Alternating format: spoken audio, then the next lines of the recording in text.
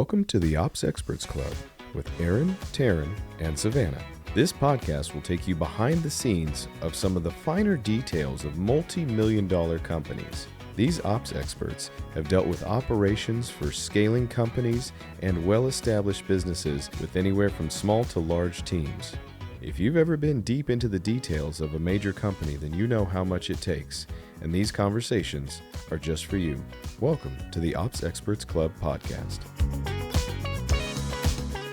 Well, hello, everybody. Welcome, Ops Experts Club. Another day, another Thursday, another expert. Another Thirsty Thursday. Ooh, nice. I am thirsty. I don't have my coffee. I found out Thirsty Thursday was like a server's term. People who work in the industry, people out in the bars would have like discounts for servers on Thursdays because it was the start to their work week. You'd work like Thursday to Sunday. And so it was like your Monday. That makes so much more sense now, actually. Yeah. So Thirsty Thursday, there we go. You heard it here first. Glad to see you, Ben, Savannah. That's a little tidbit of knowledge that has nothing to do with anything we do in business. So you are welcome. It's operations service based. Yeah, there you go. Exactly. How do we make our own Thirsty Thursday? Your Thirsty Thursday knowledge of operations. We have some cool knowledge today too to share. First, I just wanted to bring up Marc last week. Fun conversation with Marc. No, you guys never met him before that. What'd you think? Yeah, he was a cool guy. Man, he's got a great story too. Just listening to that, I was like, holy cow, this guy's gone through it all. Yeah, we like transcended our operations talk into like a life coaching seminar to like give you hope for your own future. Like it was a very inspirational conversation. Yeah, very much the pull yourself up by your bootstraps sort of inspirational, hero art of business.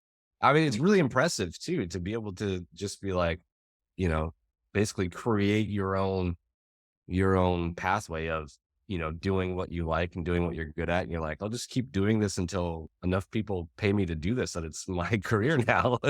Yeah. Well, and like developing a whole expertise out of his experience, which is things that people pay a lot of money to go to school for and stuff, that he just is like, I'm just doing Facebook pages. And it's like, oh, I actually know how to completely market a business and, a book release from start to, well, not even to finish, because as he said, you're kind of never done. But yeah, that was super fast. I had no idea how much goes into like pre-book launch and then even like post-book launch. I mean, I don't know what goes into doing a book at all, but like, I figured, you write it and you publish it, and like a publisher takes care of everything of getting it sold. But like, if you want a successful book, there's so much that goes into it. It's crazy. Like, it's almost like the book is like just the smallest piece of everything that has to go on around it. Yeah, I like seeing, it's fun bringing people on from different backgrounds, like people who build businesses out of just like, I want to start building a business.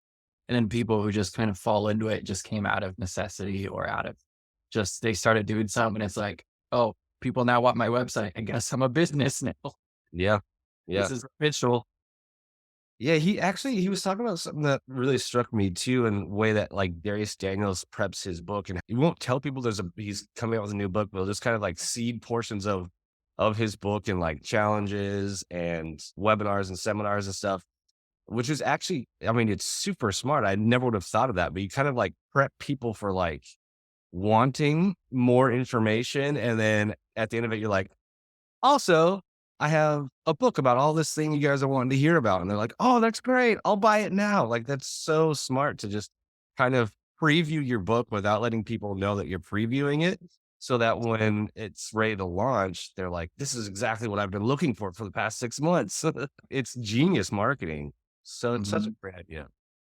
Yeah. And it's a good way too, to kind of test the waters or build the book as you're writing it. Yeah. Like maybe as you're speaking it or teaching it, a challenge, you start realizing, oh, people don't actually want that. They want this. And so it kind of shifts the direction of your book because you're getting live feedback. Yeah, that's smart. Man, should be book writers. Yeah, it's been fun learning more about book writers with John Acuff's team too, and some of the people we've brought on with his team. And yeah, it's a cool market right now, and how hard he has to, try to be a persona, a person before you can have a successful book. Like you need a following. They need to see this background behind you. You can't, publishers not going to pick up Mr. Nobody writing a self-help book. They, maybe if it's a fiction book and it's just really good, but these more of like personal development style books, they're really looking for people that they know who you are. Yeah, especially with how, I imagine that market's so saturated. I don't know if that market could ever get too saturated because people are always trying to like do self-help stuff. But I imagine like in a saturated market like that, you have to stand out if you want your book. If you go to a Barnes and Noble, which do people do that anymore? I guess so. Like if you go to the self-help section, like it's just, there's 1,000 books there. So how do you get, people to grab your book? Especially in today's day and age, it's an interesting industry. I've never really heard much about it. I've always wondered about it, but how much goes into it, it's really interesting. Mm-hmm. Yeah. I went to a Barnes and Noble to buy a magazine. I can't remember the last time I bought a magazine. There's some really good ones, but the really good ones cost a lot. Yeah. Mm-hmm. The ones that I want are usually like $12 an issue, and I'm like, I want to spend $12 for. I'll just go online. I'm gonna look at the digital version for free, I guess. There is something though to say about, there's something tactile and just kind of feels good about holding a book or holding a magazine. I think that probably makes sense in that self-help space where you want people to be like sitting down, probably not in front of a screen. Like if you're going to be working on like giving myself in a better mental space, probably shouldn't be like staring at a computer screen for 8 hours to do that. Yeah, absolutely. Yeah. So good talk with Mark. It's been great working with him. It's fun to have him on. It's always cool to hear people's stories and how they get where they are and where they're going too. I'm sure he's going somewhere cool. Yeah, because he's the contractor with Dr. Darius Daniels, right? So he still has his whole other company, his side company, and he does work for Dr. Darius. Yeah. So he's got other clients he services. And I know recently he was talking about picking up a big client recently that he was pretty excited about landing. Didn't say who it was, but interesting. Right. You guys ready to switch gears? I heard of a cool tool. You guys like cool tools? Love cool tools. Love cool tools. Yeah. In a world of tools, it's fun to find the cool tools. I found a cool tool recently working with Caleb at Immutable, who's been on the show. Awesome guy, doing a lot of website design. Not just that though, incorporating the whole marketing side, but the flashy front end with the copy, with some back end, with marketing advice, all that awesome stuff over there at Immutable. Great people. He sent out this cool tool, sent it over as he was building a website. You're building a website, you need feedback from people. Usually it's just an email back and forth. It's a Voxer with notes. He sent over this link. It was called markup.io. And it was a link to the website in an interface where you could view the website, leave comments on any part of the website, and have collaboration. So instead of, you can't point to this link 3 inches low on the right, we need to change that facing. Like that's not working. Plus you're not in person. So this tool allows you to actually pinpoint what you want changed and where, who made the request. You can have comments, you can have feedbacks, you can have collaboration on the request. So a better way to collaborate, which at the Collaborate team, we're always looking for. Pretty cool. Like I said, comment on anything. It's different file types. So I saw it used for websites, but you can do images, PDFs, videos, any type of content. Yeah. Videos be cool. You can probably put your course portal in here, which is a web page, but different other ideas. I really like in the world of free trials, they actually have a free user seat. So not just a trial, you can have one workspace up to 20 markups a month, 10 gigabytes storage. Not sure how their storage works when it comes to websites. So that's cool. You can at least try it out. Doing one website a month, that could be enough for you. Is that 20 markups? I wonder, is that like 20 documents or 20 like line edits? Yeah, I'm seeing that as like 20 comment markups. Okay. Or like 20 times people can click on something and be like, I want that fixed. Gotcha. That's what I'm thinking. Okay. I was thinking of it more like Loom because it sounds like it kind of works with like screenshots of said website. but I haven't put it into real operation yet. Hmm. So I was hoping that it could be like Loom, where I have the free version and you only get 25 looms. So I just make sure that I download them and then delete right after I download, so I can upload it into Google Suite, Google Drive. So we'll have to experiment with that. Yeah, maybe that's what it means. Maybe it's 20 different things. Projects. Yeah. So we'll see a live one here. I can share this because this actually just kicked off last night. So it's totally fine. This is live right now with Dr. Darius Daniels, our client. Awesome people over there doing a challenge coming up here, May 8th through 12th. But this is what was sent over. They just send you a link here. And when you first hit this, you do need to create just some sort of account so they know who's commenting. So it just asks for your name and email just so that you can receive notifications of people coming back. Pretty basic. Not a big deal for me. I didn't mind. But then you go through it. You're going to have the browse version so that you can actually click links and see how they work. And then you have the comment version where you can click on specific things and leave comments in this exact area. Like, why is this black spot bigger? I don't like it. Yeah. So they feel it like that. Or you can comment on container. So you can see it's highlighting. It's actually recognizing the different elements built into the page and highlighting those. So it's pretty fun. You just go through it. You leave comments, you collaborate and listen. It's almost like comments on a Google Doc, but on steroids, like super steroids. Yeah. Because the cool part is pinpointing exactly. You don't have to like highlight this, but if you want to comment over here, nothing exists here. So you can't. So you can actually say like too much dead space right here and pinpoint the exact spot you're looking. That's super cool. Wait, you can even, it looked like you could record a video recording of what you wanted. Yeah.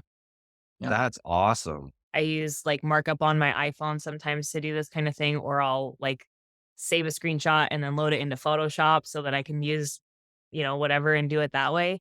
So like, combining all those things. Yeah. But the funny thing is, this is like, it's so simple. Oh, like, yeah. why has nobody come up with this before? Especially like if it said you could do this on videos, like if you're watching a video and you say, no, you leave a comment that says like clip out this, second 25 to second 28.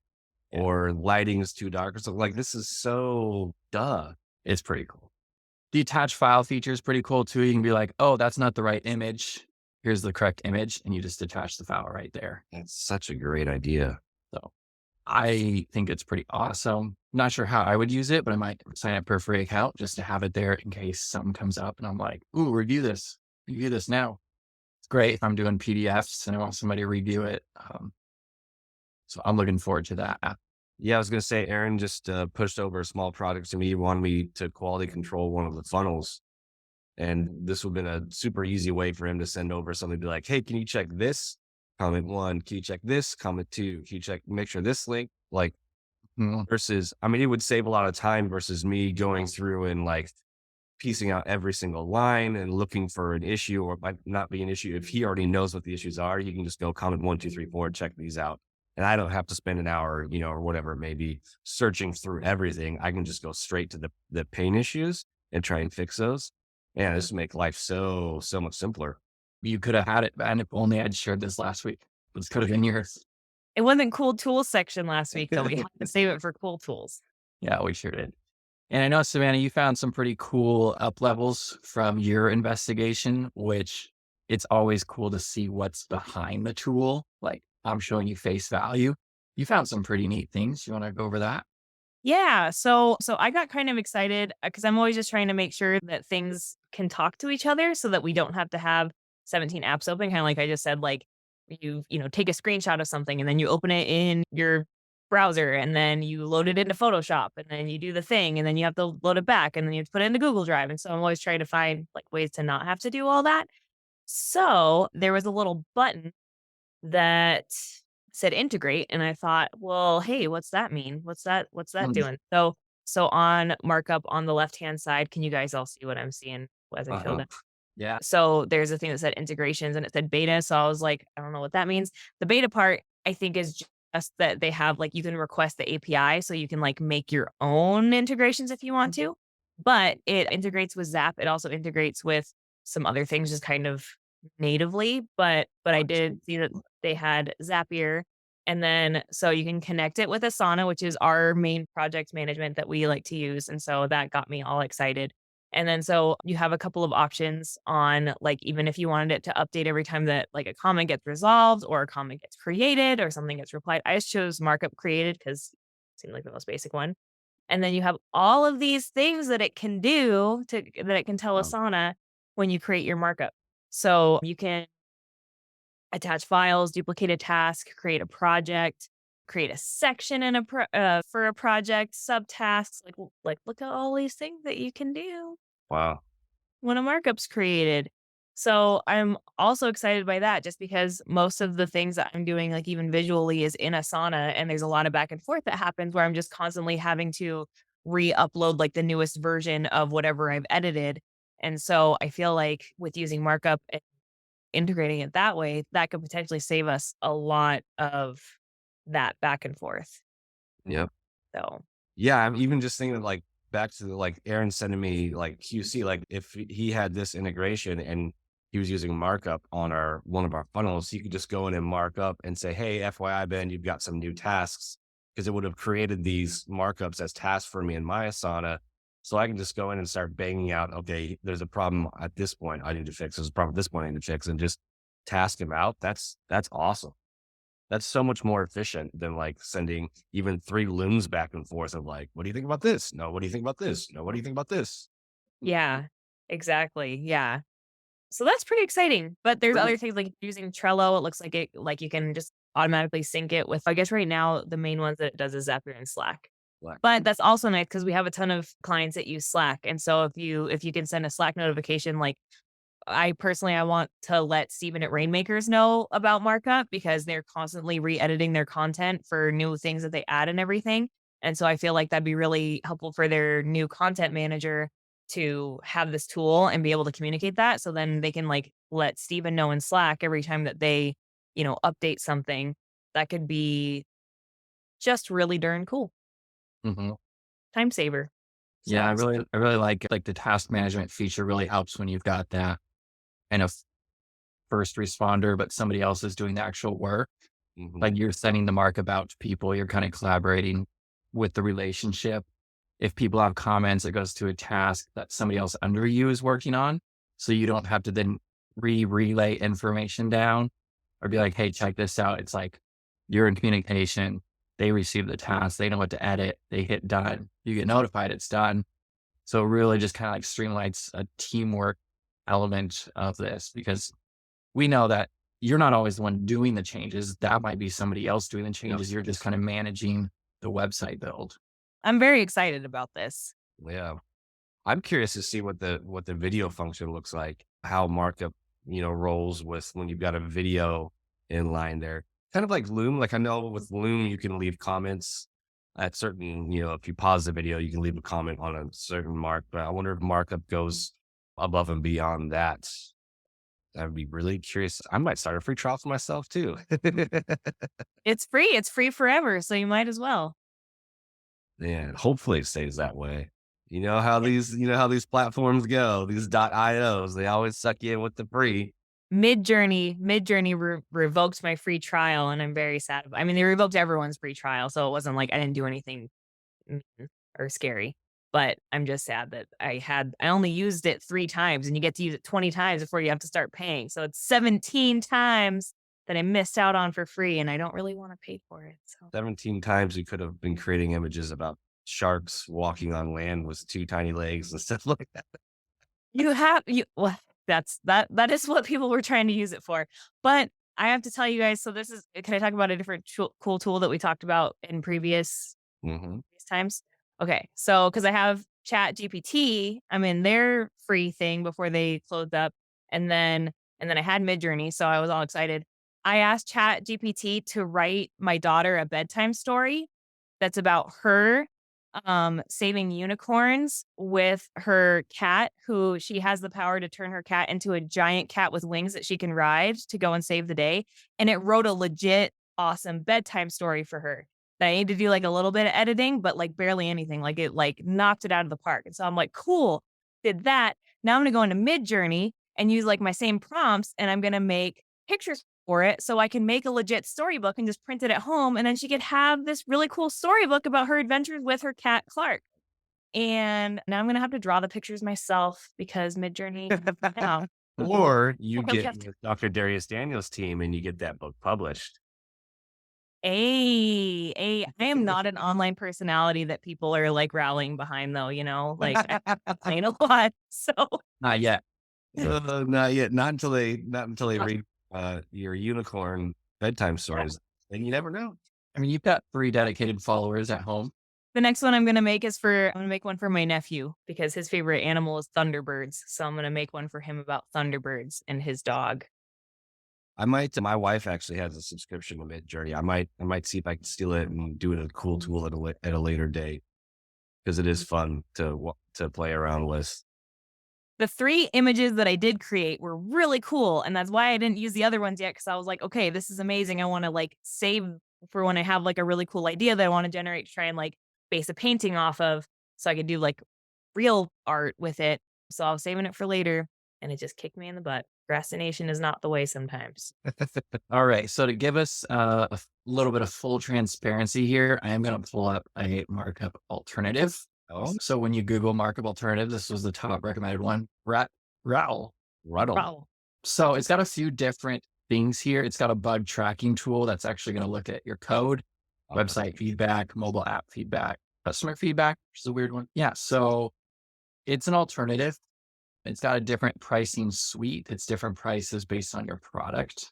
But if you just want website feedback, now I'm not sure what you're going to get with this outside of websites. Like is it when you do PDFs images, it doesn't look like you can. Oh, you can here. PDFs images. It does have video comments, attachments, and comments. So it's comparable. I haven't seen it used yet, but just want to let everybody know. The customer function of that is pretty cool because you could have if your company is if you're doing like software as a service and so you're doing things with like apps and stuff that have the potential to break and you want your customers to be able to report bugs back to you, like if you're rolling out something new, that could be really cool if you made that like a separate option where it's like reach out to our team or report a bug. Like if that was like an option in your widget or something, that could be a really cool ad. I like that. Yep. So there's something else. I'm sure there's more. First one I pulled up. So obviously there's a market for it. So if you're in web development basically, and you're doing a lot of websites for clients, that could be a game changer. yeah, that is nice. Yeah. In fact, they can read code and do all that. So do your research, see what's best for you. We just wanted to show off Markup because that's what we've used. That's what I've used. That's what people sent me. But obviously there's lots of suggestions. Whatever's right for you is right for you. They're all right for different people. Just like sandwiches. Your editing software and your sandwiches, like there's different flavors out there. Well, not everybody's going to enjoy a bacon ketchup sandwich, which is a British That thing. would actually be my daughter's favorite. All right. Well, I would say if anybody's got any cool tools they want us to look at, listening in, we love looking at cool tools, add them to our cool tool list. Leave a comment. Let us know what you've been using, what's cool about it. We'll check it out. Yeah. So thanks for joining in and enjoy your Thirsty Thursday. Thirsty Thursday. See you guys. Bye. Thank you for tuning in to the Ops Experts Club podcast. New episodes available every week on Spotify, iTunes, and everywhere you listen to podcasts. If you're curious about how some of the biggest names in entrepreneurship have scaled their businesses to the next level, check out some of our best content on this topic by going to foundationsthatscale.com. You can find the link in our bio and do your part to improve as an ops expert.